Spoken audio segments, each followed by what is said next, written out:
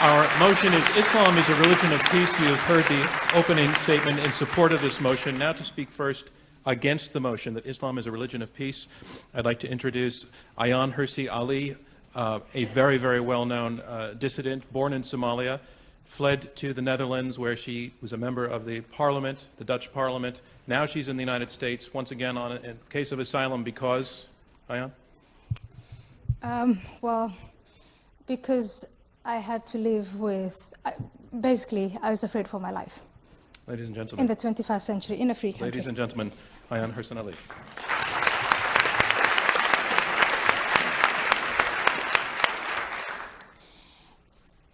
Ladies and gentlemen, I'm surprised by the motion itself. When I first had it, it reminded me of the academic question, how many angels can dance on the head of a pin? And I'd think, well, if you do the salsa or the cha-cha, not many. Why are we not having a motion on, is Christianity a religion of peace? Is Judaism a religion of peace, etc.? Because those would be academic motions. Unfortunately, the motion, Islam is a religion of peace, is not academic. I respect and admire Ziba Khan, and I want to acknowledge the fact that you indeed are a demonstration of the assimilation of a Muslim individual, a Muslim woman, into Western society, into an American society, that you come from a middle-class family that was very eclectic and respected pluralism. I respect that very much, and I admire you for it, and I think you are an example to others. However, I disagree with you that you represent Islam, or that you speak for Islam. The problem that is inherent in Islam from the time of its foundation up to this moment is who speaks for Islam.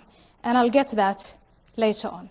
Is it Ziba Khan or is it Faisal Shahzad, who was also a middle-class man, went to business school, married an American woman, had 2 children, lived just like you, like many of you.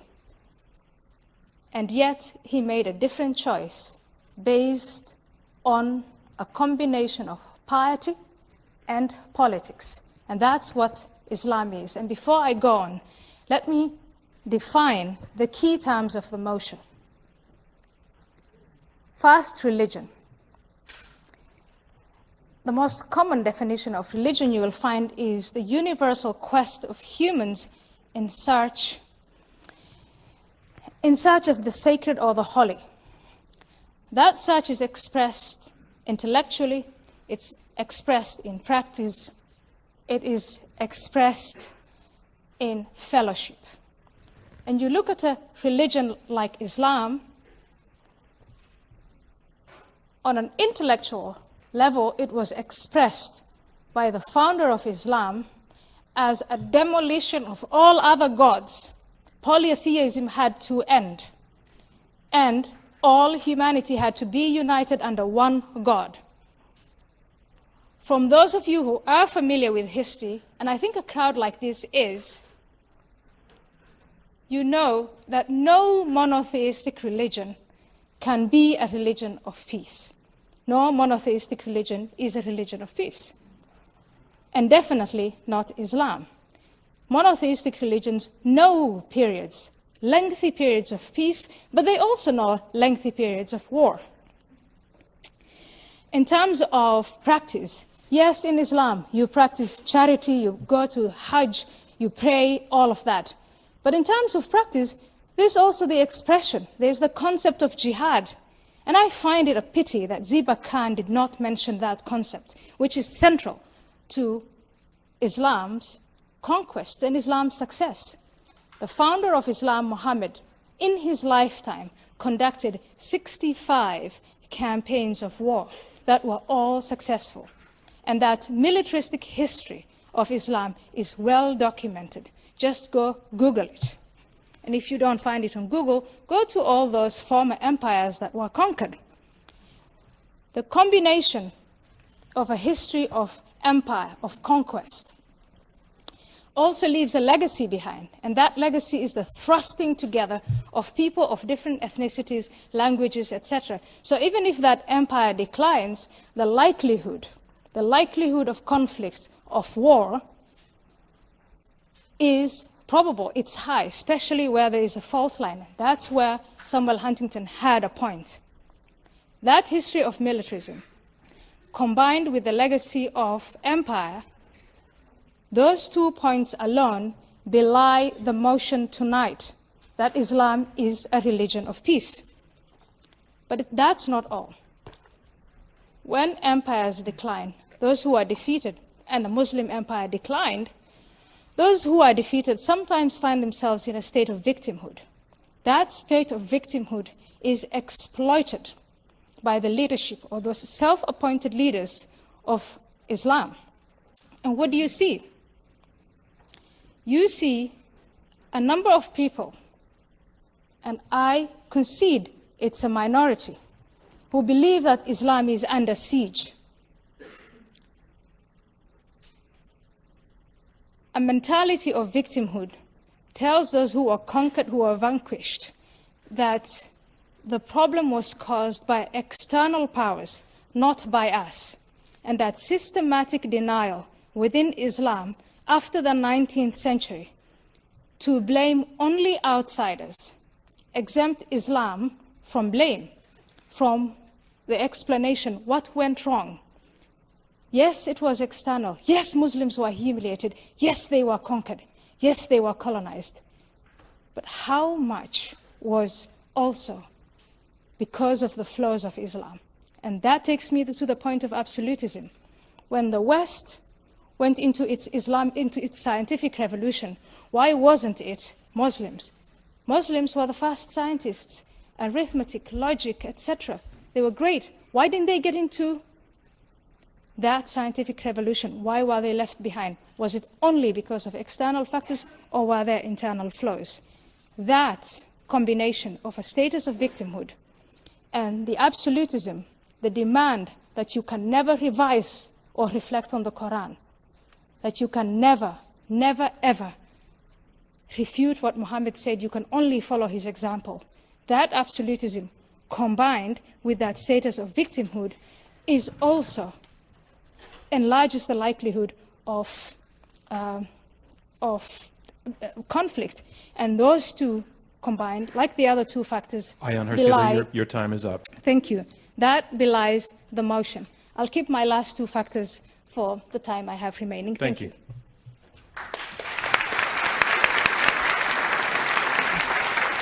The extremists do not define Islam. Take away the extremists and you have a religion of peace. The side arguing against, Ayaan Hirsi Ali and Douglas Murray, argue it's not about extremists, it's inherent. It's inherent in the tradition, it's inherent in the scripture, and it's inherent in the history. And to the question of the notion, Ayaan Hirsi Ali, of this not just being about extremists, you concede that there are extremists, but that's, you say, not the problem. What about your opponents? What about your parents? What about Muslims you know who do not adhere to a violent form of religion? Are they, if there's something about the faith themselves, are they embracing spiritually something that is morally an illusion? Well, my parents and people like my respectful opponents here are ignoring the basic tenets of their religion. When Muhammad, the founder of the religion, called out to all Muslims, and that's how he won most of his wars, by saying, I have been ordered, and all believing men have been ordered to attack and kill and maim anyone unless they testify, unless all men testify to the fact that Allah is the one and only, Muhammad is his messenger. My father disobeys that. Majid Nawaz tried to obey that first and then stopped obeying it. But the fact that that scripture is there and that history of militarism is there belies the notion that Islam is a religion of peace. The point I want to make is Islam is a religion, when you take the scripture, that can be employed to wage war, and Islam as a civilization, has known periods of peace, but you cannot, if you pay attention to that history, pay attention to the evidence, continue to say that Islam is a religion of peace. No monotheistic religion is a religion of peace. No monotheistic religion is only a religion of war. It is both. But in Islam, and that's why we are debating it in the 21st century, there are more occurrences of violence and war and strife and subjection of women than there are in other religions. And my point, our point is, let's not deny it, because by denying it, we don't solve the problem. Let's admit it, and then as intelligent people, take it from there. What is to blame on external factors? Let me What go is to your, to let me go blame to your on the opponent, Majid inside? Nawaz, who was an extremist, now an anti-extremist. Majid, respond. So, forgive me for the assumption, Ayaan. It's a pleasure to be on the panel with you, by the way, but forgive me for the assumption, but do you speak Arabic? Have you studied Arabic grammar? And I'm asking for a purpose which, if you do give me the chance to explain, I will. But first of all, just let me ask you that question. I don't speak it as well as you do. And I want Oh, to I know, don't know that, where the question is going before I give a full answer okay. to that. If you want me to quote the Quran, I will. You may be surprised that. And believers are not allowed to contextualize the Sorry, text. can I bring you back to my question? What about Martin is Luther? that Because point true? if you were allowed to just a moment, contextualize, you would say some of the things that Muhammad did is crap. You would say some of the things Majid, is he it did true was that you great. cannot- So you you cannot- contextualize. Is It would be more accurate, Ziba, if you said the scholars that you find attractive say that. But there are a bunch of scholars with a great number of following in Islam, all of them are self-appointed, by the way, because there's no hierarchy, there's no seminary of Islam, except a University of Al-Azhar, and we know the products of Al-Azhar. But there are scholars like Bin Laden who say we have to take He's not a scholar the Quran. by anyone's He measure. has the greatest following. He has That's the not greatest true. following. The Islamic Brotherhood, It's really Hassan not true. al-Banna, when you look at the Sunni Islam, when you look at Ayatollah Khomeini in the 20th century, the most influential guy of Shia Islam, another self-appointed scholar, you have all of it. Sheikh bin Baz, he has the greatest following. Sheikh al-Qaradawi, maybe these are individuals that are not attractive to you, but then it would be more accurate if you stated that.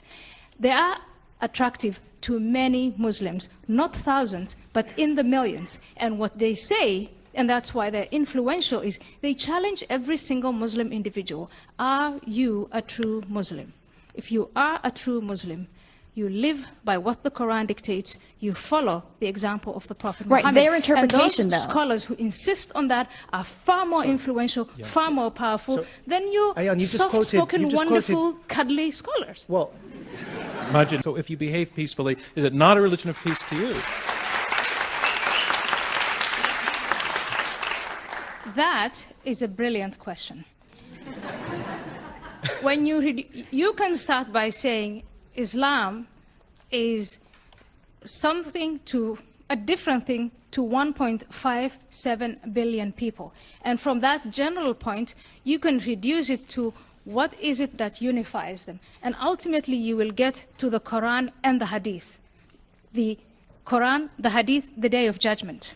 The belief in the Day of Judgment. And if you take those three concepts, then it's far from a religion of peace. Because you look, first of all, not only at the content of the Quran, in context, fine, I'm willing to contextualize it, but what if other believers are not and they're influential? What if I want to read Muhammad's practices simply as a matter of history, another great figure in history, but more Muslims, millions of Muslims don't want to do that Right, and so- really so want to follow if his you're willing practice. that you are What able to- if more and more Muslims invest in the hereafter more than they invest in life? Then we have a problem.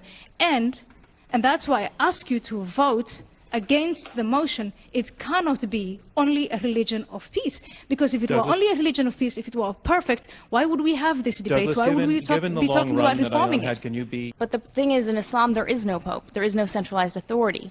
So there can't be a reformation in that sense. What there needs to be is a return to genuine Islamic principles, which have been not studied, have not been enforced, and are forgotten. So it's not exactly that. All right. But a return to genuine Islamic principles is exactly what Al-Qaeda is advocating. No, that's not It's actually what they're... No, that's actually what incorrect. A return, a rebirth, Al-Qaeda, so the difference between Al-Qaeda is exactly I'm what sorry, all those the extremist radio cannot make organizations sense of two are. voices, and I'm talking now too at the same time. So I'm going to be quiet. I'm going to give you 20 seconds to make that point, and then I want to hear back. So think 20 seconds. When you look at the extremist the organizations that we've come to call extremist, what they're advocating when they answer the question, what went wrong? We had this empire, we lost it. How do we regain it? Their answer is a rebirth. Let's go back to the origins, a revival of it. Is that what you want, Ziba? No. Well, when I try to define Islam as a religion, there is expression. What you find in the Quran is expression after expression, verse after verse, and also in the Hadith that women are subordinate to men, that they have a guardian, they need to have a guardian. Their testimony is worth half of that of men. They can only inherit half of what their brother inherits. When it comes to sexual offenses, women are the ones who get, in reality, where Sharia is implemented, and that is not only the practical side of Islam, but also the fellowship side of Islam, everywhere where Sharia is implemented. And there are more places in the world today where Sharia as a family law is implemented, where it's not implemented on a political level, but in all of those places you see a subjugation of women. You see honor killings. You see women who are denied education. If you look on a global level, the levels of illiteracy among women in the Middle East is appalling. That's not something that I'm telling you because I'm, whatever, I misunderstand Islam, but that is report after report. And the latest one is the United Nations UNDP Human Development Report that was first published in 2002, and that was again published in 2003, 2004. And if you follow these reports, this is empirics. This is not something that I'm imagining. The situation of women in the Middle East, in Muslim countries, is dire. And the principles that underlie it and the practices are Islamic. It's Sharia law in action. And the appalling, the nightmare is women who have fled those countries, who are now in the West, American citizens, European citizens, are subjected to parts of Sharia law. And Ziba, I think that denying that, kind of, not just as a matter of debate, but I then try to question, where does your solidarity lie as a woman who grew up in a free country, a free woman, and as vocal as you are, shouldn't you be more solidar with them?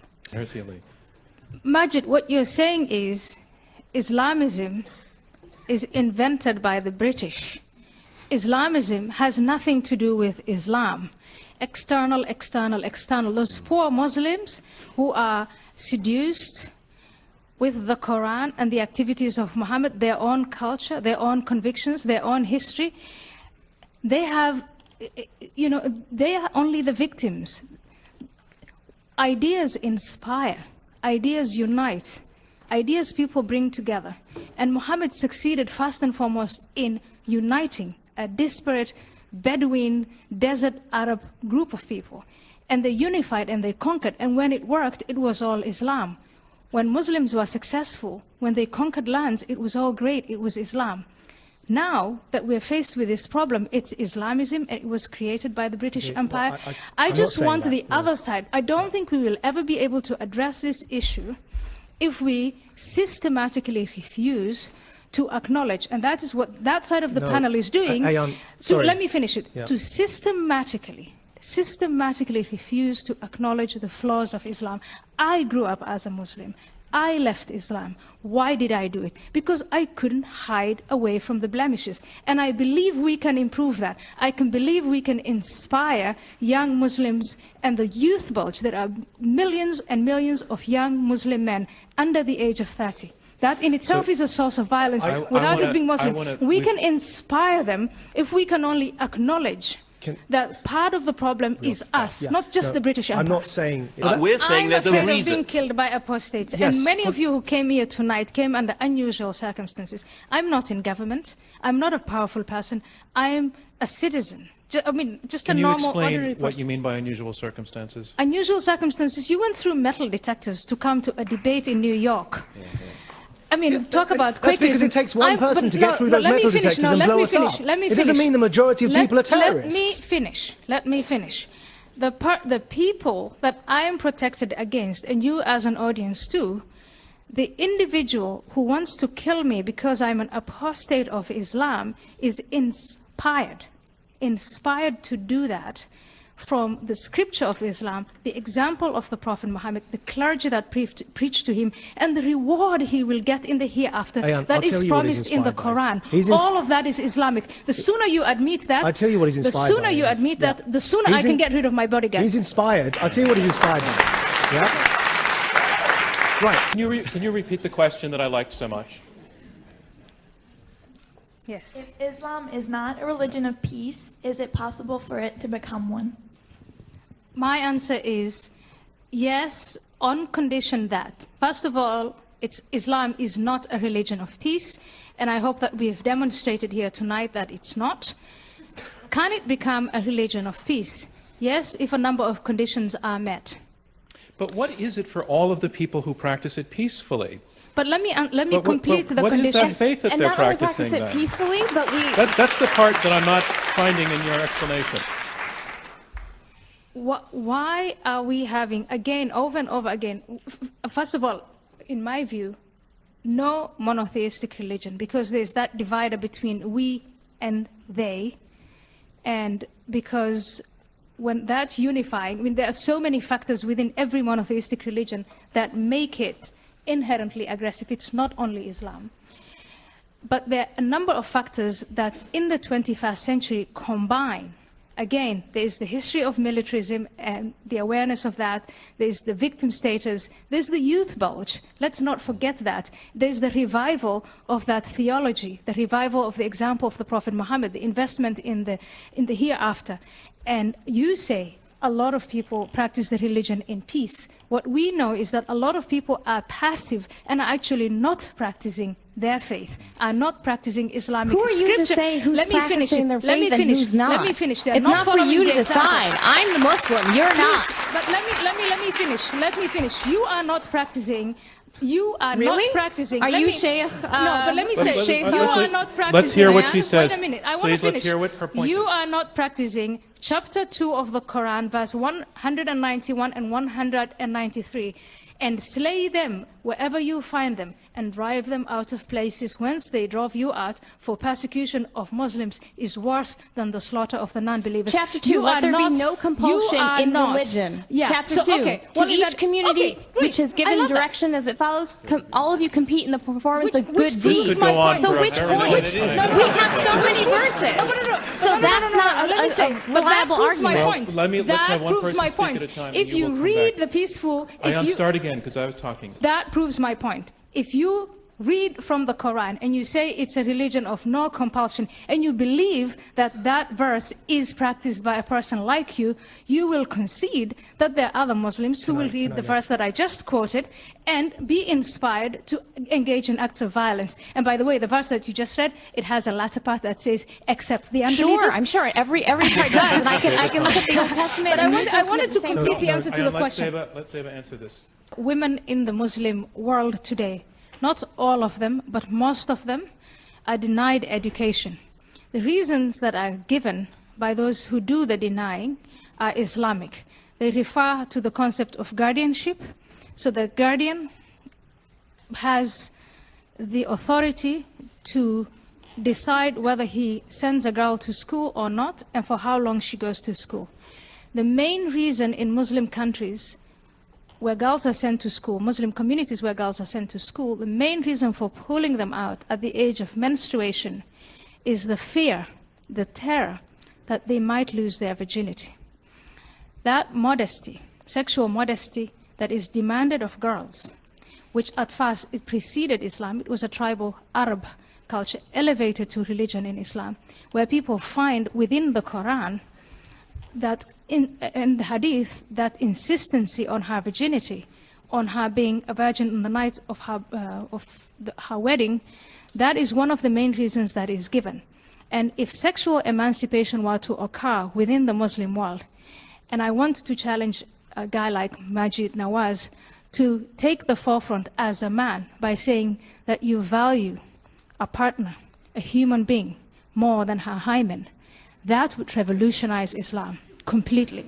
That would, it would take, girls would go to school, they would be independent, they would be able to articulate what their rights are, and more importantly, they could make Islam a religion of peace because they would bring their boys up to be employable, to be educated, and to renounce suicide, killings, and martyrdom. Uneducated mothers are mothers whose children, whose boys, bad guys can take advantage of. Islam is not a religion of peace, and I woke up to the facts on the 11th of September 2001. Perhaps I should have woken up to the facts earlier, but I admit that I did that then at that time. Talking to people of my faith, Islam, and my friends, and discussing with them, I remember all kinds of fallacious arguments, but I remember one consistent thing, and that was to exempt Islam from any criticism. It was culture, it wasn't Islam. But a religion is born in a culture, and if that culture is not peaceful, then that religion is not peaceful. I was told it's politics. We've heard it tonight many times. It's not the religion. But Islam not only has a pious dimension, but it also has a political dimension, a complex system of laws, a political philosophy on how society should be organized. And if you look at that political system, it's anything but peaceful. What emancipated me from the order to submit my will completely to Allah, which in practice means the concentration of power in the hands of a few, was to learn to think critically, the Enlightenment. Vote against this motion and open up the flows of Islam for debate in order that Muslims, those who are not yet emancipated, may take charge of their own reason, of their own faculty. Vote against the motion that Islam is a religion of peace, and toss that fallacy into the trash can of history. Thank you. It's all in now. I've been given the results. Remember, the team that changes the most minds is declared our winner. And here it is. Our motion is Islam is a religion of peace. Before the debate, 41% were for the motion, 25% were against, and 34% were undecided. After the debate, 36% are for the motion, 55% against, 9% undecided. The side against the motion wins. Congratulations to them.